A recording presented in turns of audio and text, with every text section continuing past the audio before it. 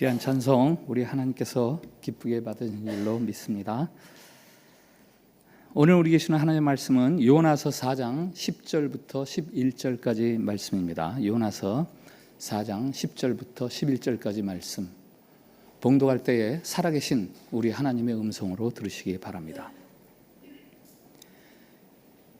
여호와께서 이르시되 내가 수고도 아니하였고 재배도 아니하였고 하룻밤에 났다가 하룻밤에 말라버린 이 박농쿨을 아꼈거든. 하물며 이 큰 성읍 니느웨는 좌우를 분별하지 못하는 자가 12만여 명이요 가축도 많이 있나니 내가 어찌 아끼지 아니하겠느냐 하시니라. 아멘. 샬롬. 샬롬. 예, 밝은 얼굴 하시고 옆에 사람들 다시 한번 축복합니다. 하나님께서 우리를 사랑하십니다.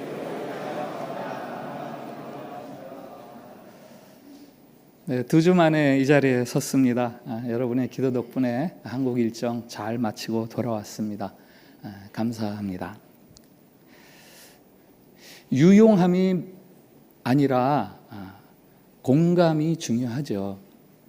하나님의 관심은 우리의 사역, 우리의 일함, 그것보다는 우리가 얼마나 하나님의 마음을 이해하며 그 마음을 따라 살아가는가, 거기에 더 관심이 있으십니다. 한국에 있는 동안 묵상한 한 선지자가 있습니다.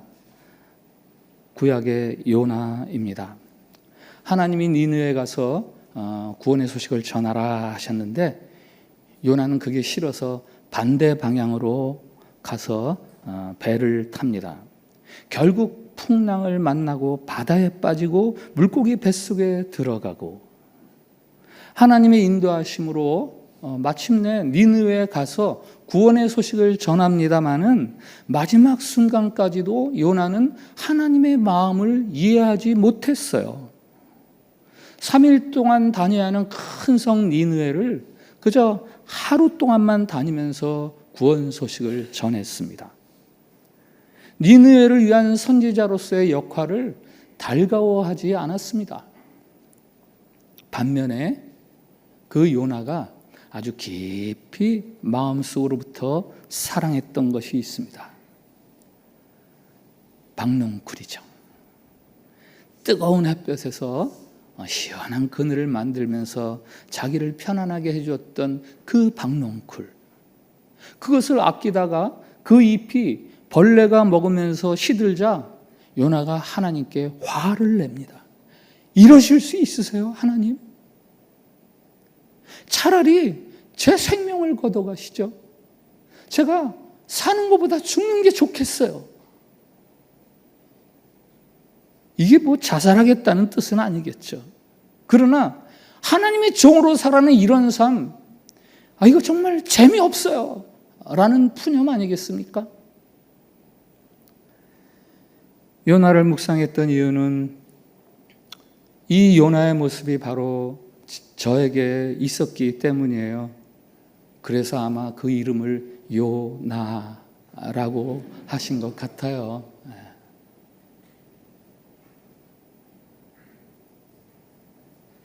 은퇴 후에 내가 무엇을 할까 궁리가 많았죠. 특히 이번에 한국에 가면서부터 하나님, 한국에 가서 혹시 제가 은퇴 후에 할 수 있는 일들을 하나님께서 인도해 주시면 좋겠습니다 하는 마음도 있었고, 가는 내내 무엇을 할 수 있을까, 이 궁리 저 궁리 많았습니다.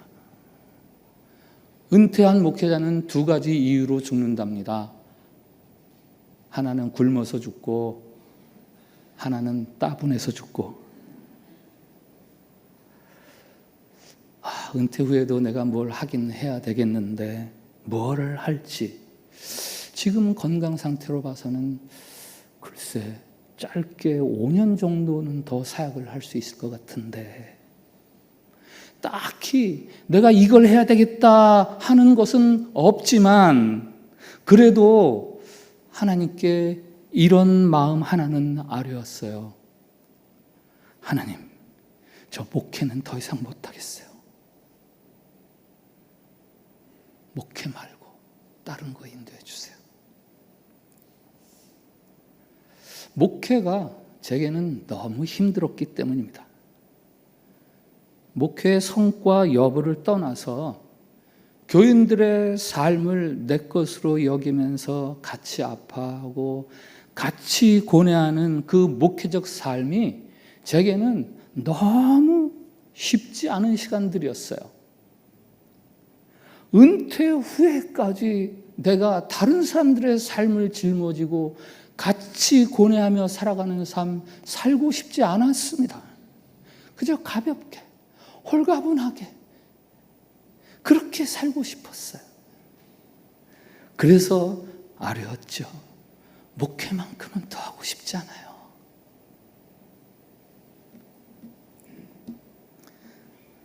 그런데 하나님이 생각나게 하신 선지자가 요나였어요.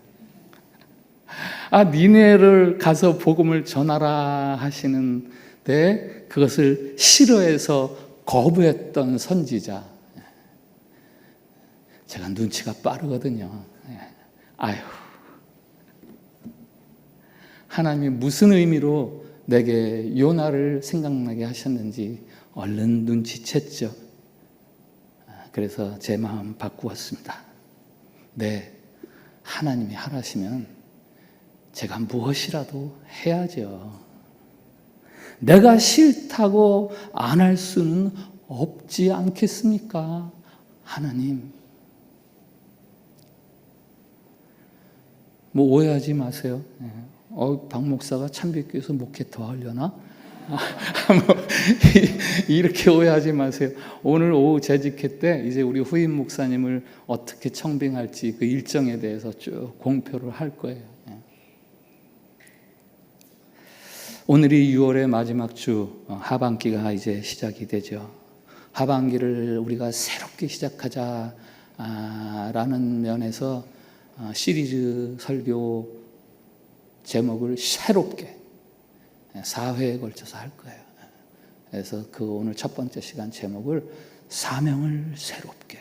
한번 따라해 주세요. 사명을 새롭게. 한 번 더 사명을 새롭게. 선지자로서의 사명을 잃어버린 요나를 새롭게 해주시는 하나님의 프로젝트가 있었습니다. 폭풍이 동원되고 물고기가 동원되고 박농쿨이 있고 뜨거운 햇볕과 바람이 있고 벌레가 있고 여러 가지가 동원되는 하나님의 이 새로운 사명 회복 프로젝트. 이 하나님의 프로젝트를 오해하면 안 돼요. 무슨 흔히 미로를 찾는 쥐를 실험하는 것처럼 쥐가 잘못된 길로 들어가면 전기 자극을 주어서 고통을 느끼게 해가지고 마침내 올바른 길을 가게 하는 그런 단순한 프로젝트가 아니에요. 깊고 오묘함이 들어있는 거죠. 그것은 요나에게 하나님의 마음을 알게 하시는 거예요. 하나님의 마음을 공감하게 하시는 거. 지난번 선거를 통해서 뽑힌 안수집사, 권사 후보자들이 지금 임직 훈련을 받고 있습니다. 여러 가지 훈련 과목들이 있어요. 말씀 훈련, 전도 훈련, 선교 훈련, 또 예배 훈련, 헌금 훈련, 공동체 훈련, 리더십 훈련, 기본 소양 훈련, 13가지의 세부 훈련 과목 과제들이 있습니다. 어제 피택자 훈련 시간에 말씀드렸어요. 이 13개 항목 하나하나를 실천하나 못하나 그거를 점검하는 이 훈련 기간이 아닙니다. 임직사로서 가져야 할 마땅한 신앙적인 태도, 그것들을 갖도록 하는 게 이 훈련이고, 무슨 율법 조문처럼 이거 했어? 이거 안 했어? 이건 안 했는데? 이거 많이 했네?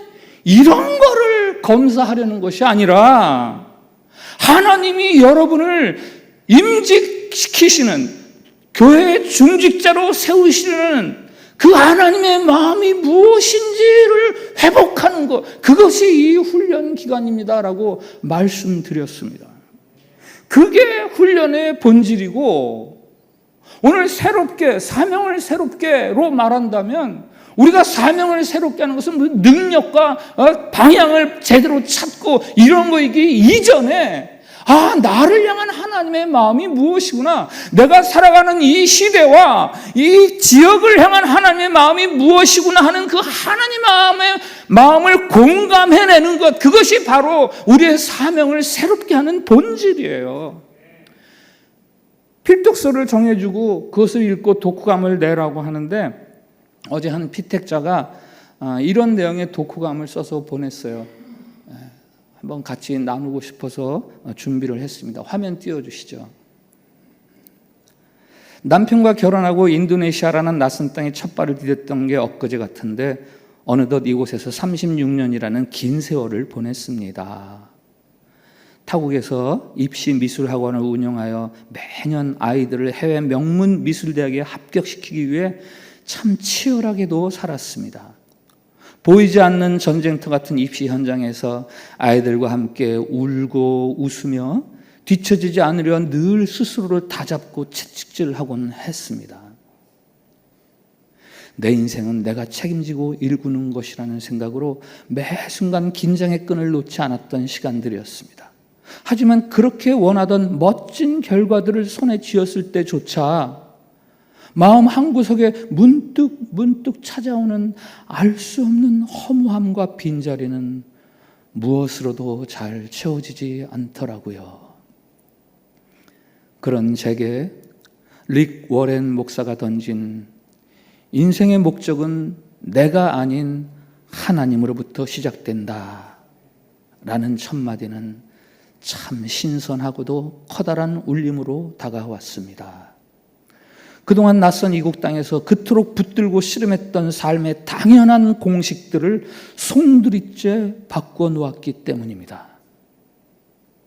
인생의 진정한 의미는 내 힘으로 열심히 성공을 발명해내는 것이 아니라 나를 이 땅에 보내신 창조주의 따뜻한 계획을 겸손히 발견하는 데 있다는 깨달음이 마음에 깊이 와닿았습니다. 그 책 서론의 7일간의 이야기는 낯선 땅에서 고군분투해온 제 삶이 결코 어쩌다 걸려든 우연이 아니며 하나님의 세밀한 계획 속에 있었다는 다정한 위로를 건넵니다. 세상의 기준이나 치열한 경쟁에 떠밀려 다니던 시선을 돌려 이제는 이 땅에서의 삶을 영원을 준비하는 예쁜 연습 과정으로 바라볼 수 있는 넉넉한 눈을 열어주었습니다. 내가 정성껏 일구어온 터전과 성과들이 오롯이 내 소유가 아니라 잠시 맡겨진 청지기의 직분임을 고백하고 나니 비로소 마음속 깊은 곳에 참된 평안이 차오르는 것 같습니다. 결국 삶의 주어를 나에서 창조주로 바꿀 때 인생의 쓸쓸한 허무함은 사라지고 하나님의 영광을 드러내는 진짜 목적에 눈을 뜨게 됨을 배웁니다. 제가 이 구절 다시 읽겠습니다. 삶의 주어를 나에서 창조주로 바꿀 때 인생의 쓸쓸한 허무함은 사라지고 하나님의 영광을 드러내는 진짜 목적에 눈을 뜨게 됨을 배웁니다. 낯선 땅에서 소중하게 쌓아올린 지난 36년의 발자국들을 가만히 돌아보며 이제는 제 삶을 향해 준비해 주신 구체적인 목적들을 설레는 마음으로 기대하며 겸손히 다음 발걸음을 내딛고 싶습니다.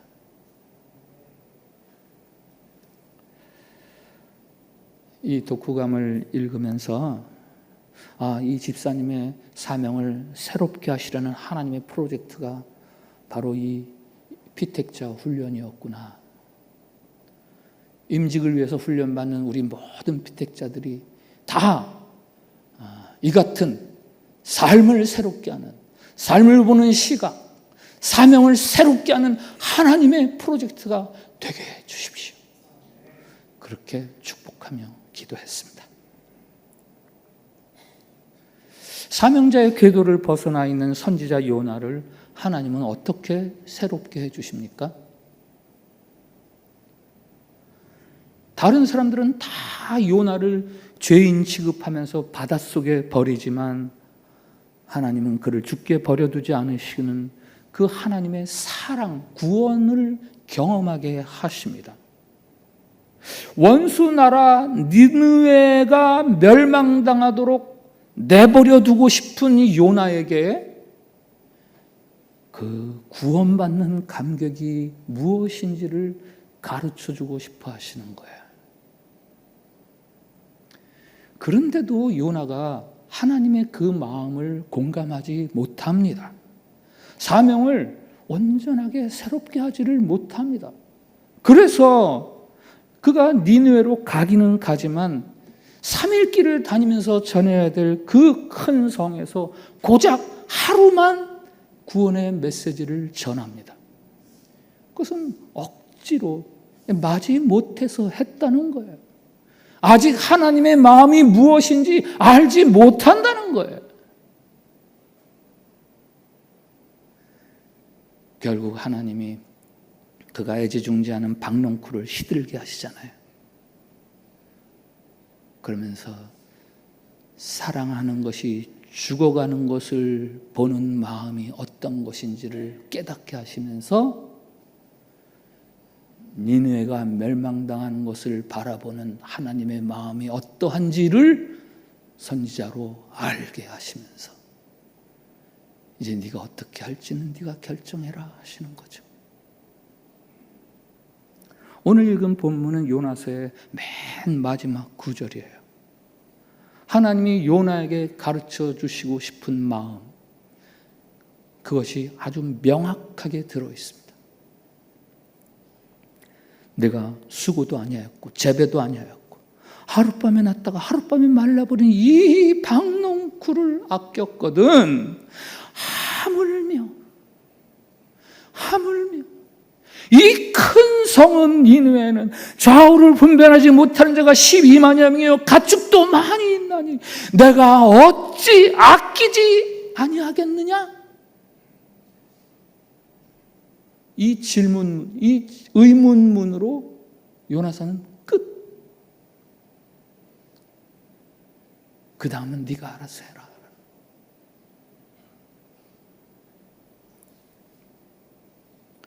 목사요, 선교사로 활동하는 것도 중요하겠죠. 가정에서 아버지나 남편으로 혹은 아내나 어머니로, 교회에서 장로, 권사, 집사로 역할을 하는 것, 그것도 중요하겠죠. 그러나 그런 기능적인 역할이나 활동보다 더 중요한 것이 있습니다. 하나님의 마음을 아는 거예요. 그것이 바로 나의 사명을 새롭게 하는 본질입니다. 사명감 없이도요, 얼마든지 활동할 수 있고 얼마든지 기능을 발휘할 수 있어요. 가정생활 할 수 있습니다. 일터에서 일 잘할 수 있어요. 교회 열심히 섬길 수 있습니다.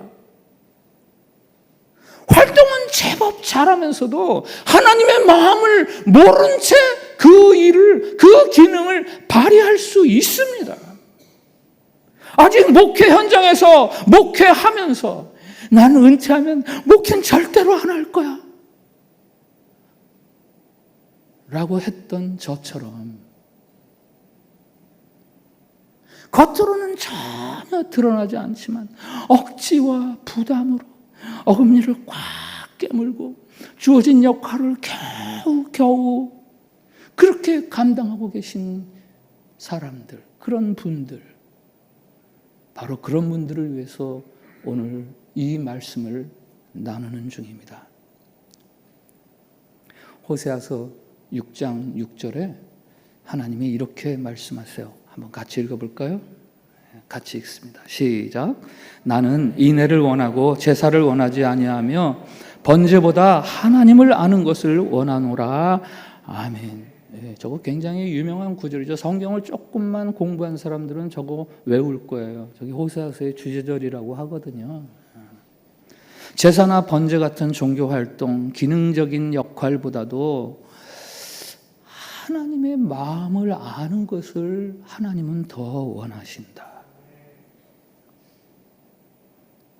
여러분들이 뭐 다 익히 듣고 혹은 외우고 있는 구절일 수 있지만, 그러나 저 말씀을 어떤 사람들에게 지금 하고 있는가, 그거를 아세요?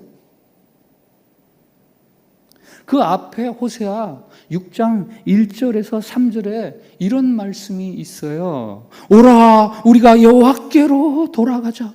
여호와께서 우리를 찢으셨으나 도로 낫게 하실 것이요, 우리를 치셨으나 싸매어 주실 것이다.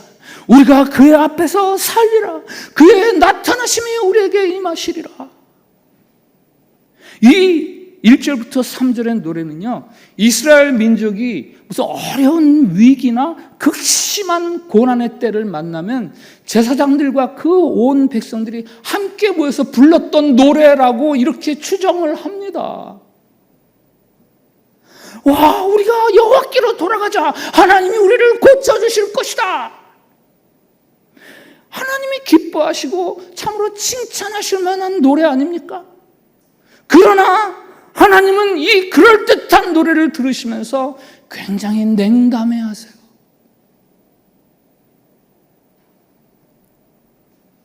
그리고 말씀하시는 거예요. 그게 4절부터 6절.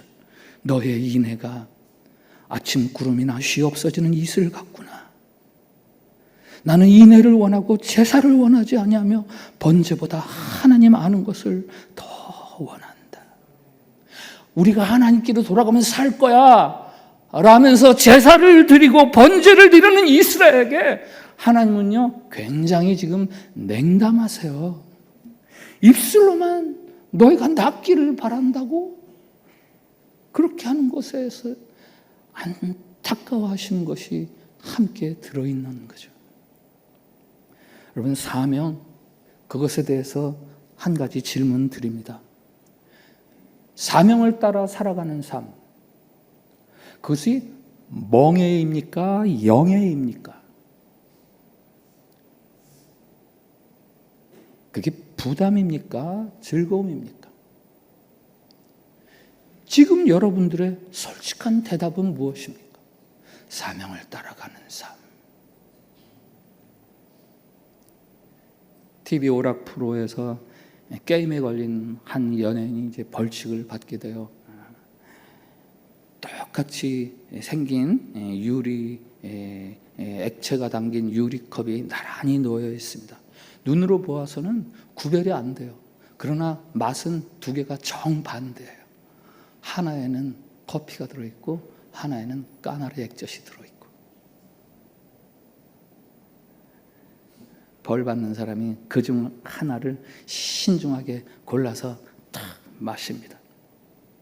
까나리 액젓이야. 오만 상을 찌푸리면서 삼켜야 되는데 삼키지를 못하고 결국 왜 뱉어내요. 사명을 따라 살아가는 삶이 마치 그 연예인처럼 재수없게 찍혀가지고 울며 겨자 먹기 식으로 억지로 살아가야 하는 삶으로 받아들여지지는 않는지, 이놈의 직장 생활 이거 못해 먹겠네 그러면서 매일 출근하고 있지는 않은지, 이놈의 집안 이거 정말 더 이상 목회는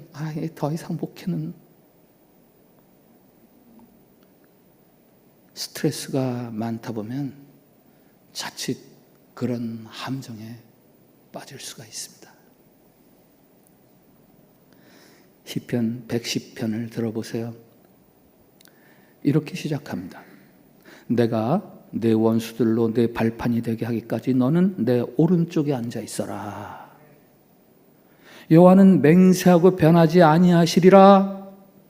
이르시기를 너는 멜기세덱의 서열을 따라 영원한 제사장이라. 여러분, 이 시편 110편은 메시아와 그의 나라를 위해서 열심으로 헌신하는 자들, 그들을 위한 노래예요. 이 노래를 통해서 하나님이 그리스도와 그의 나라를 위해서 헌신하는 자들을 향해 약속하십니다. 너희들의 원수를 너희가 발판으로 삼는 승리자가 되리라. 너희들이 영광스러운 자가 되리라. 영원한 제사장, 하나님의 거룩한 자로 너희를 세워주리라. 이 사도 바울은 특별히 예수 그리스도의 복음을 위해서 살아갔던 사람이잖아요. 그가 그 같은 삶에 대해서 이러한 삶은 모세의 영광보다도 더 큰 영광스러운 삶이다라고 말하지 않습니까? 고린도후서 3장 한번 같이 읽어볼까요? 7절, 9절 같이 읽읍시다. 시작. 돌에 써서 새긴 죽게 하는 율법 조문의 직분도 영광이 있어 이스라엘 자손들은 모세의 얼굴에 없어질 영광 때문에도 그 얼굴을 주목하지 못하였거든. 하물며 영의 직분은 더욱 영광이 있지 아니하겠느냐. 정죄의 직분도 영광이 있은즉 의의 직분은 영광이 더욱 넘치리라. 모세가 시내산에서 율법을 들고 내려올 때 그의 얼굴에서 빛이 났잖아요.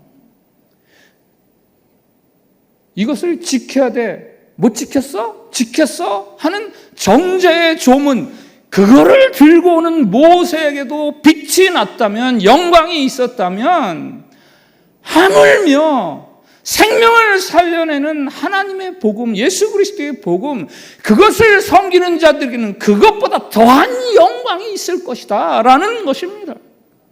여러분, 사명을 따라서 살아가는 삶에 대한 우리의 생각을 바꾸어야 합니다. 그건 괴로움이 아니에요. 그건 즐거움입니다. 그건 손해가 아니에요. 그것은 어마어마한 축복입니다.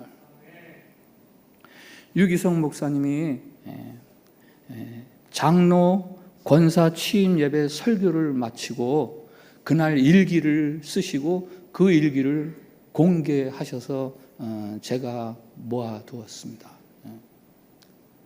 그러니까 우리로 얘기하면 임직자의 예배에서 설교를 하시고 그날 일기를 쓰신 거예요. 화면 한번 띄워주실래요?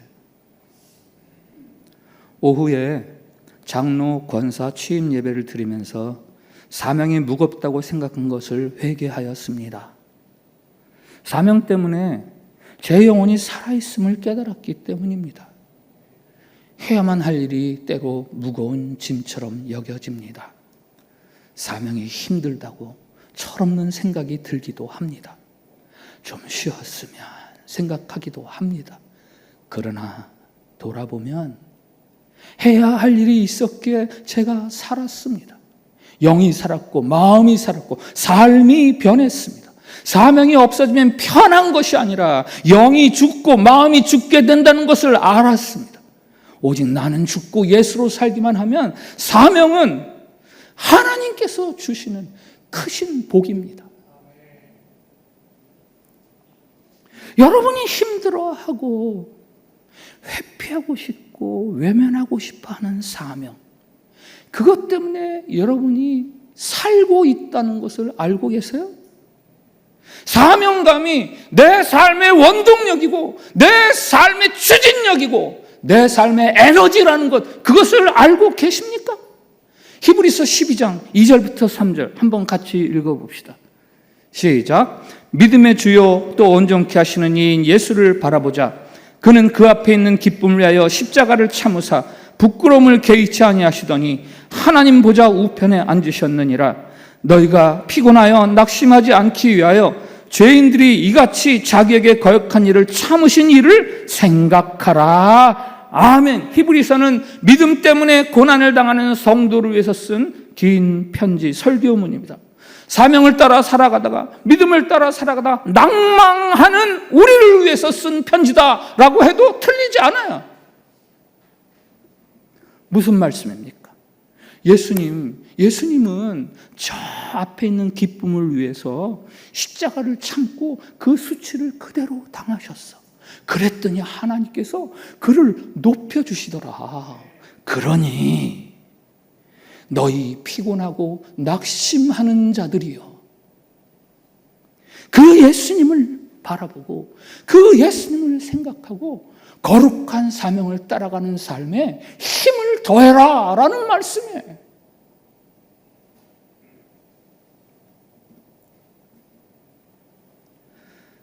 삶이 지겨워지고 지치는 이유는 환경이나 상황이 어렵기 때문이 아닙니다. 사명감을 잃어버렸기 때문이에요. 스트레스가 많아서가 아니에요. 사명감을 잃어버렸기 때문입니다. SNS를 통해서 이런 글을 읽었어요. 가끔 나이 많은 사장님과 젊은 직원들 사이에서 이런 대화가 오고 가는 것을 봅니다. 사장님은 새벽부터 나와서 밤늦게까지 일하는데도 전혀 피곤한 기색이 없습니다. 그런데 젊은 사람들은 골골하거든요. 그래서 젊은 사람들이 왜 이 모양이냐고 책망합니다마는 그 이유는 간단합니다. 남의 일을 하기 때문에 피곤한 겁니다. 젊은 사람들도 사장이 되면요, 괜찮습니다. 사장님은 자기 일, 아는 일, 자기 마음 가운데 있는 일, 하고 싶은 일을 하기 때문에 잠 안 자고 밤새껏 일해도 건강합니다. 반면에 젊은 직원들은 늘 밑에서 왜 이 일을 해야 하는지도 모른 채 그저 하라면 하고 쓰라면 쓰고 이렇듯 끌려다니면서 일을 하기에 피곤한 겁니다. 그래서 골골하는 겁니다. 똑같은 길이라도 가는 길은 멀고 오는 길은 가깝습니다. 가는 길은 미지의 길이고 오는 길은 아는 길이기 때문이에요. 똑같은 거리일지라도 우리가 가지는 체감은 똑같지 않습니다. 현실 자체의 차이는 없습니다. 그러나 알고 가는 길, 자유의사로 선택으로 가는 길은 언제나 힘이 있고 명랑하고 성공적이라는 것을 알아야 합니다.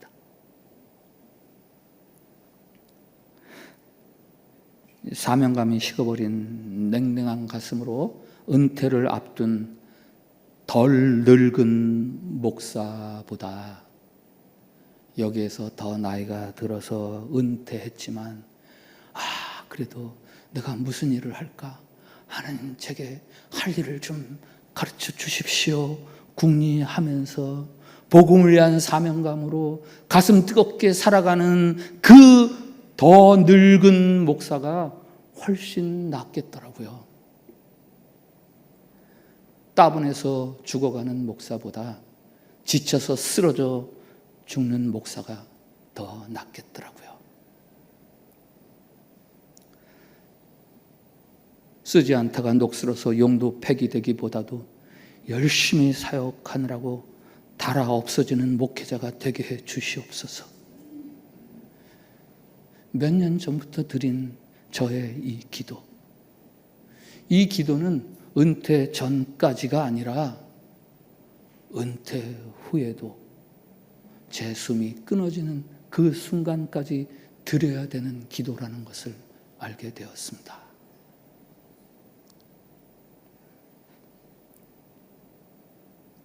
부활장이라고 불리는 고린도전서 15장. 예수님의 부활과 성도의 부활에 대해서 아주 길게 설명을 하고 그 마지막 구절 한번 같이 읽어볼까요? 고린도전서 15장 58절 크게 읽읍시다. 시작. 그러므로 내 사랑하는 형제들아 견실하며 흔들리지 말고 주의 일에 더욱 힘쓰는 자들이 되라. 이는 너희 수고가 주 안에서 헛되지 않은 줄 알미라. 아멘. 누구에게나 사명이 있습니다. 그리고 누구에게나 그 사명 때문에 지치고 낙심되고 피하고 싶어지는 때가 있습니다. 바로 그런 저와 여러분을 향해서 주님이 이렇게 부르세요. 내 사랑하는 형제들아. 내 사랑하는 형제들아. 그리고 말씀하시죠. 견실하게 흔들지 말고 주님 일에 더욱 힘을 써. 너희들의 그 수고가 주님 안에서 결단코 헛되지 않을 거야.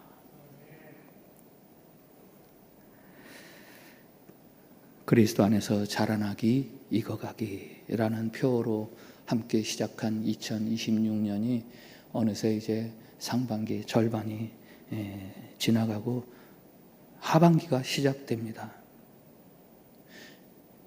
이때야말로 우리가 새롭게 시작해야 되는 거죠. 시리즈 설교 새롭게는 그래서 나누는 겁니다. 특별히 내일부터 시작하는 하프타임 특별 새벽 기도를 통해서 여러분들이 하반기를 살아가는 영적 동력을 새롭게 해야 하죠. 내 삶을 살아가는 이유, 사명, 그것을 새롭게 할 수 있기를 바랍니다. 특별히 올해 하반기가 우리 참빛교회에게는 후임 목사를 청빙해야 하는 굉장히 중요한 시기예요. 우리가 그 어느 때보다도 열심히 모여서 간절하게 하나님의 도우심과 인도하심을 구해야 하는 이유입니다. 이 특별 새벽 기도의 한 주간의 기도를 통해서 여러분 개개인의 사명감을 회복할 뿐만 아니라 여러분을 이 낯선 땅에서 한 교회로 불러 한 공동체를 이루게 하신 그 공동체로서의 사명, 그것을 더욱더 우리가 단단히 해서 이제는 하나님의 마음을 시원하게 해드리는 그런 우리의 미래를 위한 토대를 마련할 수 있는 그런 이 특별 새벽 기도회가 될 수 있기를 바랍니다. 자비로우신 하나님 아버지, 우리에게 사명감을 새롭게 해 주시옵소서. 우리가 활동하는 것에 부여된 거룩한 의미와 그 이유들을 분명하고 뚜렷하게 알게 해 주시고, 그래서 더욱 힘있게 그 일들을 감당할 수 있게 해 주시옵소서.